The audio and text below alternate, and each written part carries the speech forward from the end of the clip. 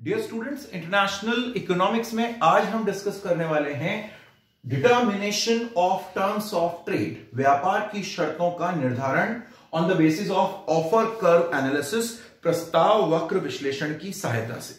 Last lecture में मैंने discuss किया था derivation of offer curve of country A, और मैंने आपको कहा था इसी तरीके से हम कंट्री बी का भी ऑफर कर्व डिराइव कर सकते हैं। अगर हम कंट्री ए के लिए यहां पर जो इंपोर्टेबल्स ले रहे हैं, मान लीजिए जो हमने एग्जांपल लिया था रबर का, तो ये कंट्री ए के इंपोर्टेबल्स थे और यहां टेक्सटाइल जो है वो कंट्री ए का एक्सपोर्टेबल था। तो जो ऑफर कर्व का शेप आया था, जो हमने स्टडी की थी लास्ट लेक्चर में, तो ये आपका ऑफर कर्व था कंट्री ए का।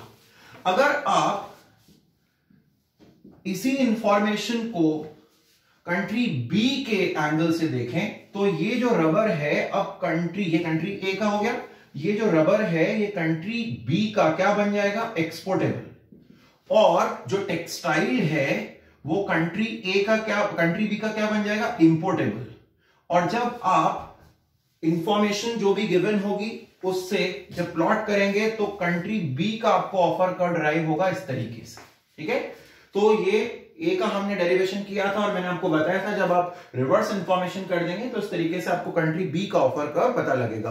तो आज हम और ये दोनों जो ऑफर कर्व हैं ये basically potential terms of trade को रिफ्लेक्ट करते हैं, ना कि एक्चुअल टर्म्स ऑफ ट्रेड को, वास्तविक व्यापार की शर्तों को ये नहीं दर्शाते हैं। तो आज जब हमें दोनों कंट्रीज के ऑफर कर्व गिवन होंगे, दोनों देशों के जो रेसिप्रोकल डिमांड कर्व है, जो पारस्परिक मांग वक्र है या जो ऑफर कर्व है वो गिवन होंगे, तो on the basis of both the curve we can easily determine the terms of trade. इन दोनों वक्रों की सहायता से हम व्यापार की शर्तों का निर्धारण कर पाएंगे। तो यहां पर हम दोनों कंट्रीज के ऑफर कर्व को साथ में ले रहे हैं। We assume there are two countries, country A and country B, और कंट्री ए के लिए जो टेक्सटाइल है वो उसका एक्सपोर्टेबल है, यानी वो टेक्सटाइल का निर्यात करेगा और उसके बदले में रबर का वो आयात करेगा, इंपोर्ट करेगा। इसी तरीके से कंट्री बी रबर का एक्सपोर्ट करेगा, निर्यात करेगा, और उसके बदले में टेक्सटाइल का वो इंपोर्ट करेगा। तो ये इंफॉर्मेशन हमें गिवन है और इसके बेस पर, यानी यहां हम ले रहे हैं रबर और यहां हम ले रहे हैं टेक्सटाइल्स। ठीक है, वाई एक्सिस पे हम टेक्सटाइल ले रहे हैं और एक्स एक्सिस पे हम रबर ले रहे हैं। अब यहां दोनों कंट्रीज के ऑफर कर्व हमें लेने हैं। तो जैसा हमने फर्स्ट लेक्चर में offer curve of country A derive किया था, तो ये है हमारा कंट्री ए का ऑफर कर्व। और अब हम बात करेंगे कंट्री बी के ऑफर कर्व की, तो ये है कंट्री बी का ऑफर कर्व। और आप देखिए जिस पॉइंट पर दोनों कंट्रीज के OA is the offer curve of country A, OA A देश का ऑफर कर्व है, प्रस्ताव वक्र है, and OB is the offer curve of country B, OB B देश का प्रस्ताव वक्र है, and the point where the offer curves intersect, जहां पर ये दोनों प्रस्ताव वक्र एक दूसरे को काट रहे हैं, that is the point of determination of terms of trade. ये जो पॉइंट आया है ये व्यापार की शर्तों का निर्धारण बिंदु हमें मिल गया है, जिस पॉइंट पर टर्म्स ऑफ ट्रेड डिटरमाइन होगी। तो यहां पर हम देखते हैं कि क्या रिजल्ट हमें मिल रहा है, OB एंड OA। तो आप देखिए क्या कंक्लूजन यहां पर आ रहा है कि कंट्री ए क्या ऑफर दे रहा है कंट्री बी को, कि वो OA अमाउंट टेक्सटाइल का एक्सपोर्ट करने के लिए तैयार है, अगर उसे उसके बदले में OB अमाउंट रबर का मिल जाता है। ये कंट्री ए का ऑफर है।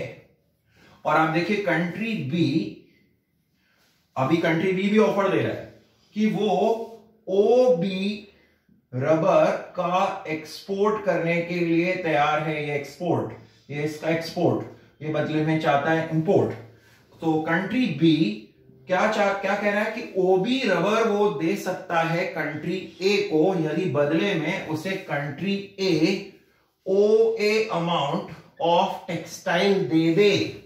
तो आप देखिए यहां पर जो कंट्री ए की डिमांड है, जो कंट्री ए की मांग है कि वो चाहता है कि उसे ओबी रबर कंट्री बी से मिल जाए, तो आप देखिए कंट्री बी भी उसे ओबी रबर ही दे रहा है, यानी कंट्री ए और कंट्री बी के ऑफर मैच कर रहे हैं यहां पर किसी, यानी जो कंट्री ए ऑफर कर रहा है कंट्री बी उसे एक्सेप्ट कर रहा है।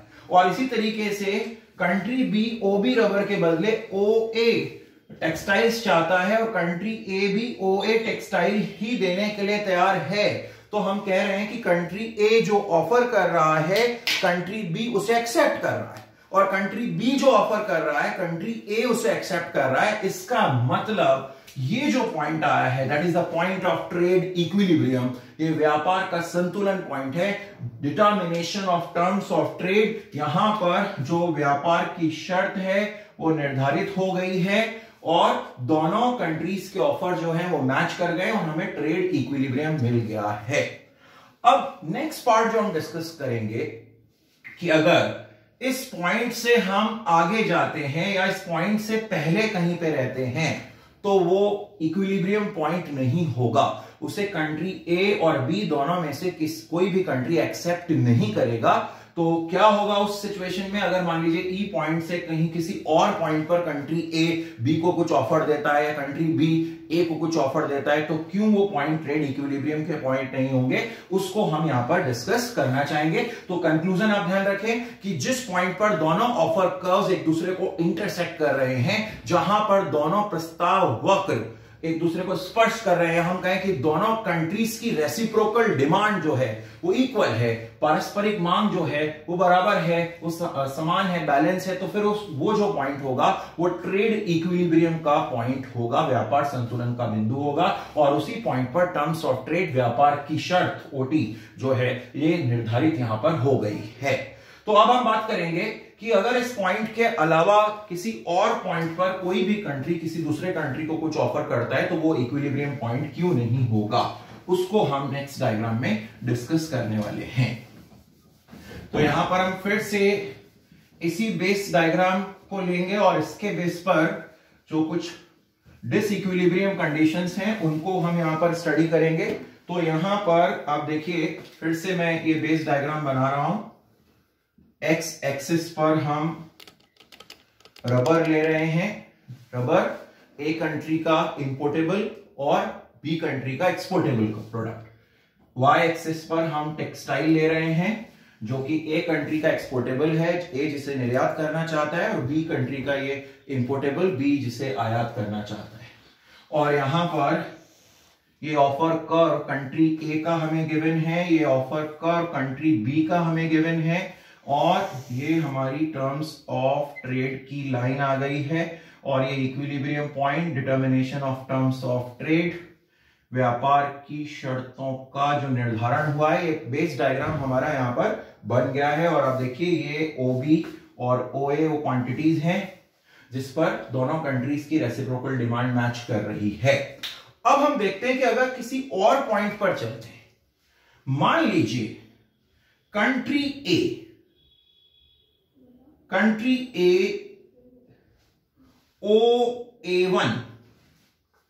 O-A1 ये टेक्सटाइल, कंट्री ए देखिए आप O-A1 टेक्सटाइल ये ऑफर करता है कंट्री बी को कि मैं आपको O-A टेक्सटाइल दूंगा, एक्सपोर्ट करूंगा, और उसके बदले में ये कंट्री ए का ऑफर कर रहा है, देखिए OA, तो ये पॉइंट यहां आ रहा है, उसके बदले में वो चाहता है कि उसे A1B1, ये A1B1 रबर मिल जाए। O-A1 टेक्सटाइल वो देना चाहता है और बदले में A1B1 रबर की वो डिमांड कर रहा है। लेकिन जब हम कंट्री बी के ऑफर कर को देखते हैं, और मान लीजिए इस लाइन को मैं आगे लेकर जाता हूं, तो आप देखिए O-A1 टेक्सटाइल के बदले में ए क्या डिमांड कर रहा है कि उसे A1B1 रबर मिल जाए, और कंट्री बी उसे A1B2, ये देखिए A1B2 इतना रबर देना चाहता है, यानी कि जितना कंट्री ए डिमांड कर रहा है उससे ज्यादा, उससे एक्सेस में वो रबर देना चाहता है, तो क्या कंट्री ए इस ऑफर को एक्सेप्ट नहीं करेगा? बिल्कुल एक्सेप्ट करेगा और वो आगे जाएगा और ट्रेड करेगा। ठीक है, आप देखिए, आप जितना OA1 जो टेक्सटाइल दे रहे हैं उसके बदले में आप A1B1 आप रबर चाहते हैं, लेकिन कंट्री बी आपको ऑफर दे रहा है A1B2 रबर, यानी B1B2। ये जो क्वांटिटी है रबर की, ये एक्सेस में आपको मिल रही है, एक्सेस अमाउंट है जो कंट्री बी ए को दे रहा है, तो यहां जो ऑफर है वो मैच नहीं कर रहा है। इसी तरीके से अगर हम कंट्री बी की बात करते हैं, ये कंट्री बी का ऑफर कर्व है OB, यहां हम कोई पॉइंट ले लेते हैं, मान लीजिए ये यहां पर हम कोई पॉइंट ले लेते हैं, ये पॉइंट है B3। OB3 rubber country be offer कर रहा है कंट्री ए को, ठीक है, OB3 रबर, और उसके बदले में वो चाहता है कि उसे OA3, ये B3A3, ये ऑफर कर है कंट्री बी का, तो OB3 रबर के बदले में वो A3B3 इतना टेक्सटाइल चाहता है। ठीक है, A3B3 आप टेक्सटाइल हमें दे दो और बदले में हम आपको OB3 रबर दे देंगे। लेकिन आप देखिए, जब हम इस पॉइंट को कंट्री ए के ऑफर कर्व पर लेकर जाते हैं, तो आप देखिए क्या रिजल्ट आ रहा है हमारे सामने कि OB3 रबर के बदले में कंट्री ए यहां पर